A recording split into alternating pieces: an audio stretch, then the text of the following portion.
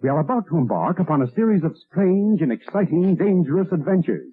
Adventures that will lead us to all parts of the world. Hello and welcome to another Bad Comic Review. This time we are looking at Night Terrors Action Comics Issue 1. This is a two-part micro-series from DC Comics in 2023 and ties into the Night Terrors mini-series event. There's actually two stories in this one, and it starts with Power Girl in She's Got No Strings, Part 1. Written by Leah Williams, art by Vasco, Georgiev, colors by Alex Guimaraes, letters by Becca, Carey, cover art by Rafa, Sandoval, and Matt Herms. Assistant editor Jillian Grant, edited by Brittany Holzer, group editor Paul Kaminsky. That cover has Power Girl and Cyborg Superman on it. They don't appear in the same story, so the cover's a total lie. So they're starting off with a complete deception. The story that is about Cyborg Superman is the backup story. It's technically the second story because it's the same length, and that is the Stuff of Nightmares Part 1 by Phillip Kennedy Johnson with art by Mico, Suayan, and Fico, Ossio, colors by Romulo, Fajardo Jr., letters by Dave Sharpe, assistant editor Jillian Grant, edited by Paul Kaminsky. So the Power Girl storyline has Kara Zor-L, aka Power Girl, running away from what seems like an obsessive boyfriend who is comically evil as he tries to kick the door in. Meanwhile, her parents were trying to escape her, and she accidentally fractures her mother into a bunch of little pieces by touching her. Oh, and in the background we get 404 page not found error, because that would totally be in place on Krypton, where she's supposedly at right now. They use 404 errors too, you know. And then when she takes a swing at the stalker boyfriend, it turns into Superman, and then she wakes up somewhere else because everything seems to be shifting around her, and it's supposed to be dreamlike, I guess. And then her friend pushes her out on a stage where they're doing some Hamlet. Interesting footnote for the editors over at DC: when you're quoting Shakespeare in somebody's dialogue, you have to put the quotation marks so people know that you're quoting something and not original dialogue by your writers. Because if you did this with somebody else that you were quoting, you'd probably get sued. But Shakespeare's public domain, but you still have to put the quotes there to be grammatically correct. Nice work, you lazy bums. What do you people do over there? Do editors just approve everything with a rubber stamp? So lazy. And this is almost as annoying as the apostrophe S thing that drives me up a wall. And I know it's nitpicking, I don't really care. So then Streaky the cat puts a giant hole in her friend's chest, and I don't know, then her friend goes super evil for some reason, and we keep getting these like programming error things throughout, and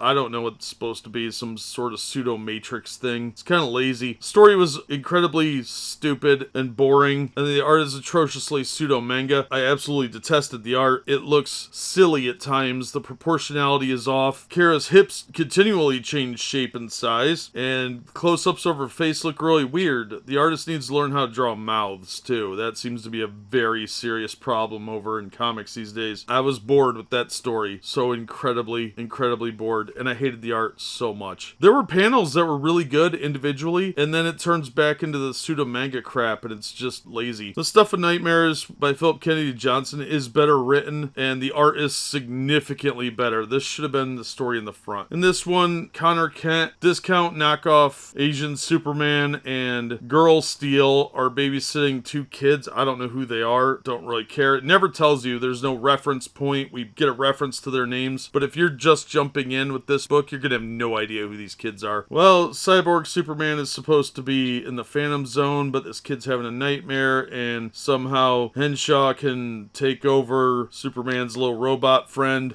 which then gets control of Connor's body and starts crawling around trying to take everyone over. It's obviously a nightmare, but they don't really seem to know that, except for Asian Superman, who immediately figures that one out. Nailed it in one. And it doesn't look like it's going to go well. Also, the dog's probably infected. That story was just okay. Overall, though, the mediocrity of the second story can't salvage the garbageness of the first story, and I'm not sure why Doc Ock's tentacles are coming out of an oven when Henshaw takes over, but those are Doc Ock's tentacles from Spider-Man 2. And I'm pretty sure that whatever came out of the freezer is a replicator from Stargate SG-1. one. So not a lot of originality in this issue. But the stories are completely divergent. One is silly and simplistic. The other one is a bit more horror-oriented with way better art. If you're going to buy this, don't pay anywhere near $5 for it. Get it out of the dollar bin because it's not worth more than that. The entertainment value of the second story is minimal at best, and its usefulness to the overall Nightmare story is almost non-existent, and it's minimized by the crappiness of the strangely manga first story. I did not care for this. This is a waste of $5. So another forgettable Night Terrors tie-in that you don't really need to read because it really doesn't tie into anything. It's just a random horror stories with superheroes. That's going to do it for this one. Thank you so much for listening and supporting the channel. If you enjoyed the video, please hit the like button and don't forget to subscribe so you don't miss future reviews. If you'd like to help the channel out in other ways, links are in the description to various support methods. And as always, we hope to see you on the next one.